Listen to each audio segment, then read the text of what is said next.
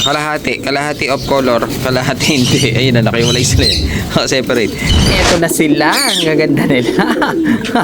Ang gaganda, ang mga paru-paro na nakakakulong dito sa kulungan natin. At titignan na natin sila ngayon. So ayan, bali papakita na natin mga siko yung 4 dun sa 8 nating nakuhang mga rare color na gagawin natin mga stock bird na panglaruan lang natin para meron tayong nakikita at na hihimas-himas na ibang kulay mga siko. Parang paru-paro. Paru-parong bukid. So ayan, bali tignan natin yung mga 4 dun sa 8 nakuha natin. Yung 4 napakita na natin. Ngayong araw na to, papakita ko sa inyo kung ano yung itsura ng mga natirang 4. Sila kumbaga parang sila ang pinaka-highlight dun sa kulungan ko niyan na mga laruan. Parang sila ang pinaka-maganda ngayon, mga 5. Pero bago yan, meron kasi tayo dito ang isang tropa na nagdala. Ayun, no? Tinakpan pa natin. O, ayan, no?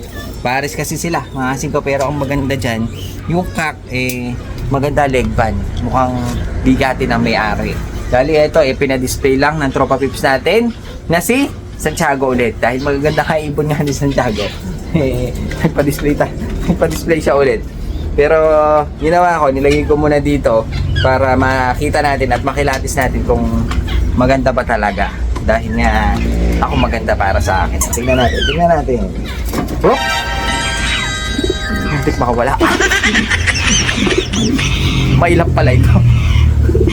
Oh Lord, pag naman magbabayad tayo di oras. Bali, ito yung hen.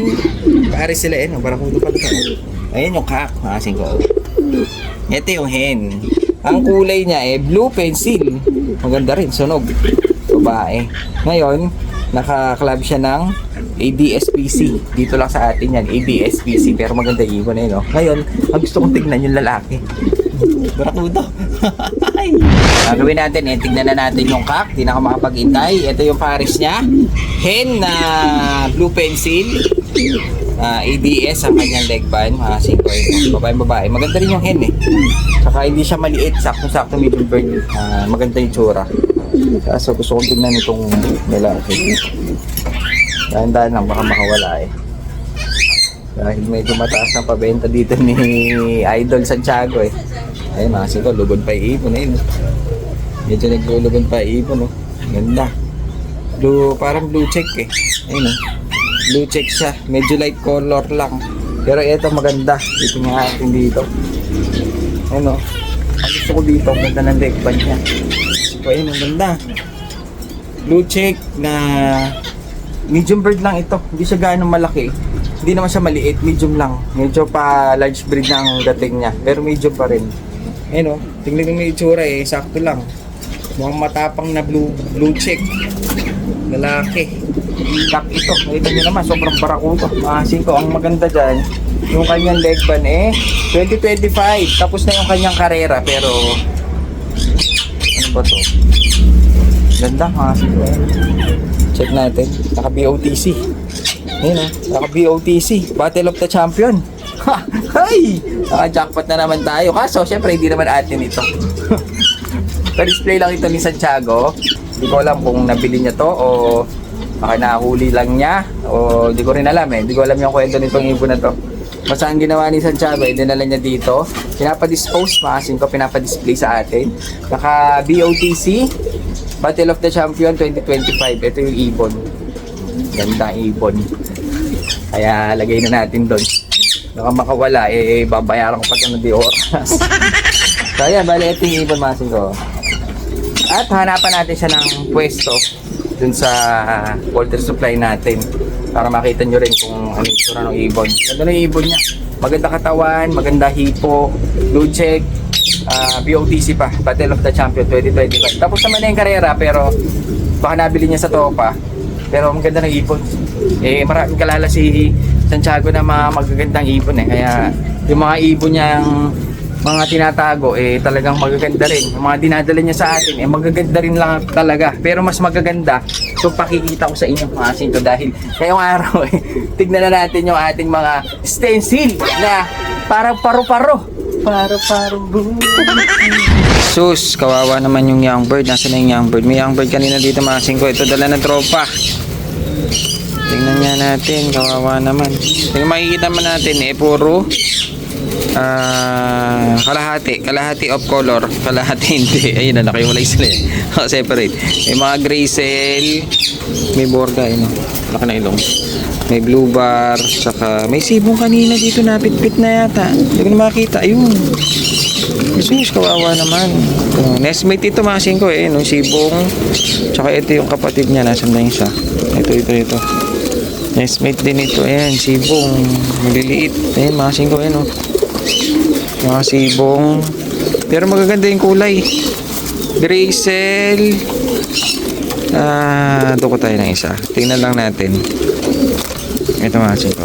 May mga gray cell. Ang ganda Gray cell. Halos gray cell. Mga singko. Yung lalagyanan niya nasisira na.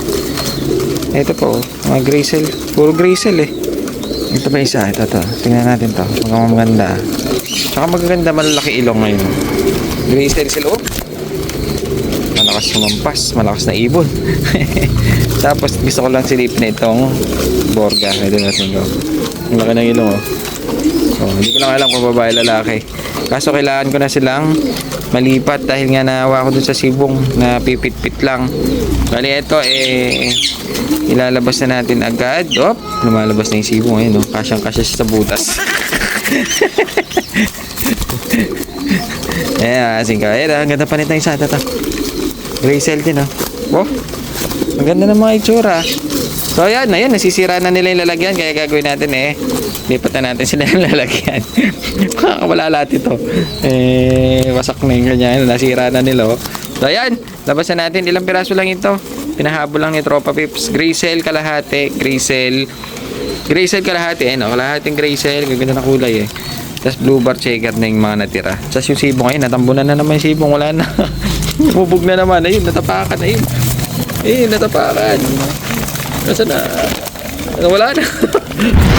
Ngayon titignan na natin yung mga apat na paro-parong bukid. Kulay kasi nila para paro-paro. Yung lace, yung kulay, napakaganda. Isa ito sa mga rare color na mga paborito ko. Kasi si Ice, maganda si Ice. Kaso pag medyo tumatagal kasi medyo nakakaumay. Parang blue bar lang kasi siya na malinis Pero si Stencil, nasa kanya yung ganda ng kulay.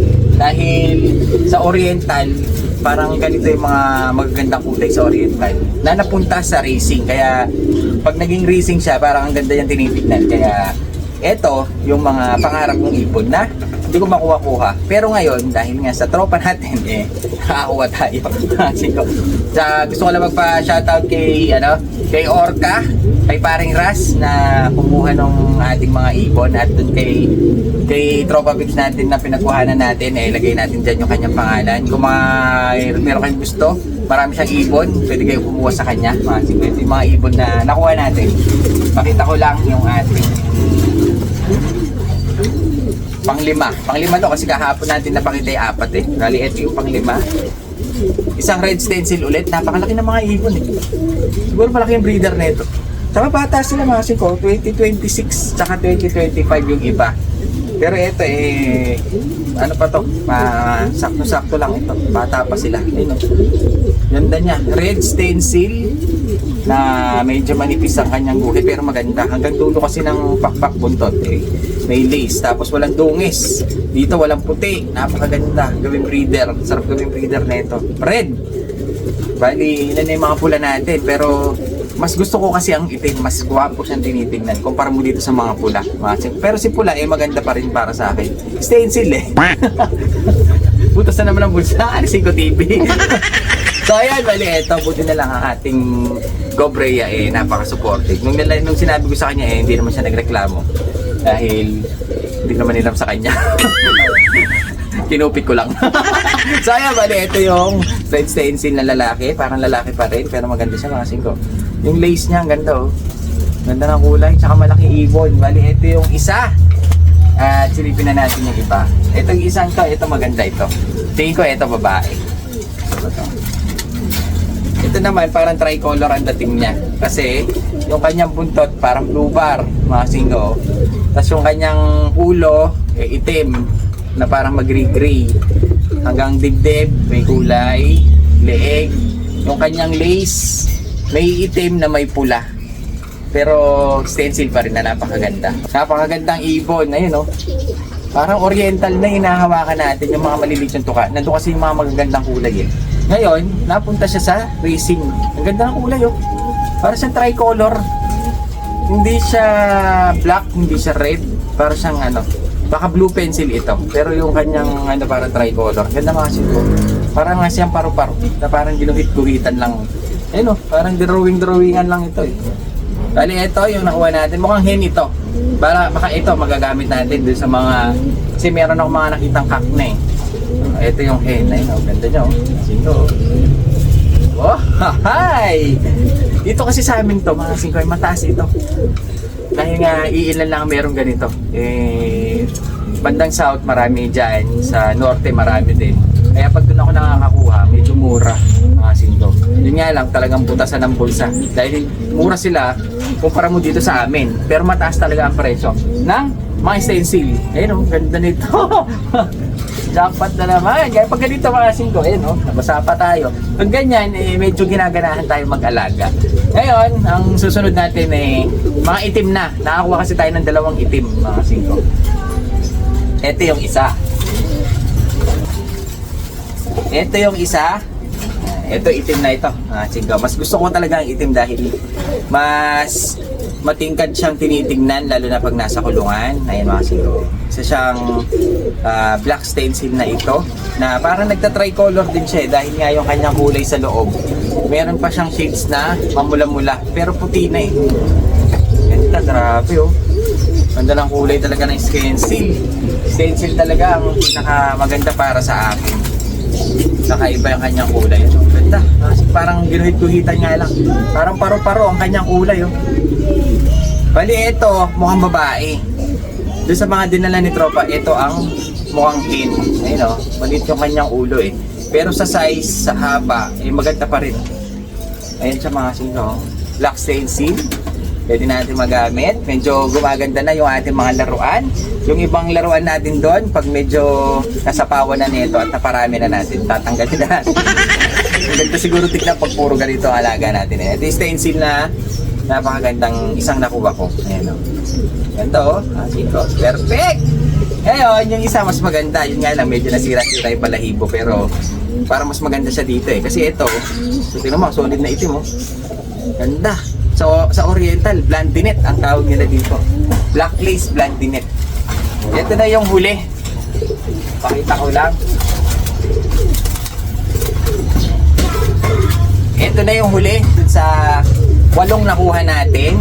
Kamukha rin lang siya ng mga itim, pero sa tingin ko mas maganda at mas maganda ang iaanak nitong kulay. Kasi ko yun, oh. Mas perfect yung kanyang kulay. Hanggang dito, eh, parang Oriental na ganda, oh. Hanggang leeg, hanggang sa ilalim, may lace siya. Kasi ko yun, hanggang ilalim. Hanggang ilalim ng pakpak. Ayun, ang ganda nito. Yun nga lang, yung kanyang buntot ay nasira-sira na. Pero tingnan niya naman. Full lace. Pakpak, full lace. Ayun o. Grabe, ganda nito. Masin ko. So, ito yung mga na-acquire natin ngayon sa Tropa Pips natin. Puro stencil ang tinarget natin ngayon. Isang black stencil, ngayon itong hawak natin. At ito ay mukhang lalaki. Ganda at ma-detalyado yung kanyang lace. Kaya nagustuhan ko siya mga siko. Yun nga lang, medyo nasira yung kanyang mga pakpak. Pero madali lang paayusin yan. So ayan mga siko, yun, ganda nyo. Oh.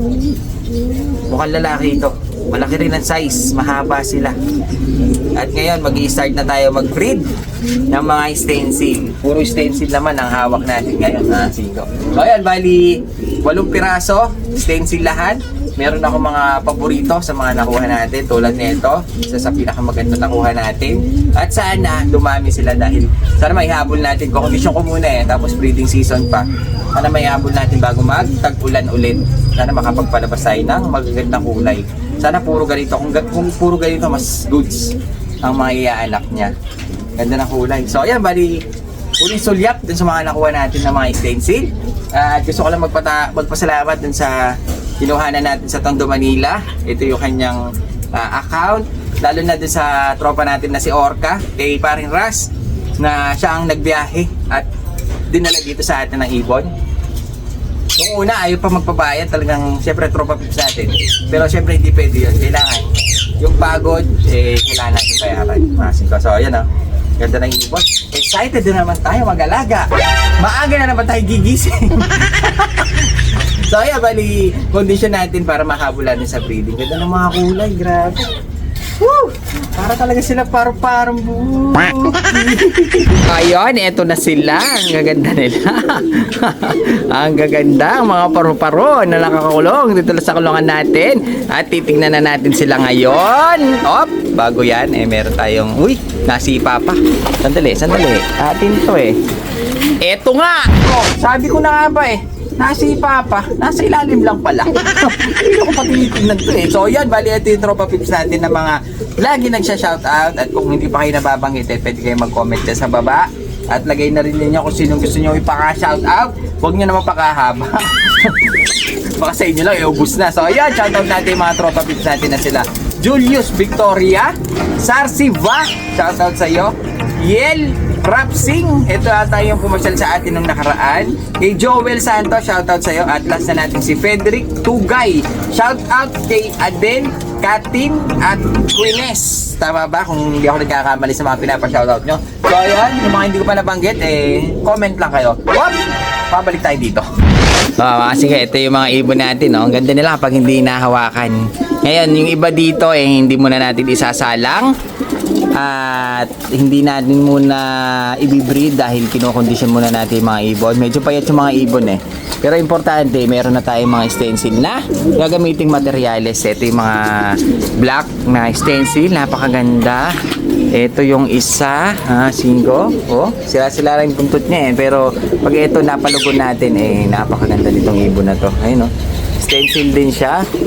Biruin nyo, meron palang mga kulay na ganyan. Meron tayo dito yung parang tricolor natin. Ayun ang ganda niya Gaganda nila. Mga singko, wala tayo itatapon. Napakaganda ng mga ibon na binigay sa atin ng tropa pips natin na galing Tondo, Manila. Ayan ito yung isa, parang tricolor siya Ito mukhang hen, pwede nating isalang. Meron tayo isang red stencil din ito na mukhang lalaki. Ito yung black stencil. Ang ganda nila mga singko, talagang marang paru-paro lang. Ayun parang guhitan lang. Kung marunong ka mapuminta, parang ganun ang ginawa din sa mga ibon na to. Napakaganda ng mga kulay. Kaya talagang sa Pigeon Genetics, sana nandito nga si Janet para malaman natin yung mga talagang pangalan na kulay na yan. Huwag yung mulaan. Alam niyo sa expert. So ayan, bali ito yung mga nakuha natin sa tropa pips natin. Ito yung 4 na magagandang kulay. Tapos ito naman yung 4 na nauna nating napakita. Maganda rin yung kulay nito, mga singko. Ito yung red stencil na isa. Ganda rin, lalaki rin yan. Kasi ito yung pwede nating pang-cross. Ito yung magandang malaki na black-white bar na stencil. Ganda nila mga singko. Ayos na mga singko. Black siya pero white ang bar niya. Kasi ito naman, hindi siya gaano nagbuo pero magaganda pa rin. Pwede pa rin natin gawing pang-cross yan mga singko. So yan, ito na yung mga nakuha natin at gagawin natin mga future breeder. Pero sa ngayon, patabayin muna natin, hilamusan muna natin at sana makapag-breed tayo agad mga singko. Dahil nga gustong atat na nga ako mga singko mag-breed dito lalo na dito. Medyo atat na tayong makapagsalang dito.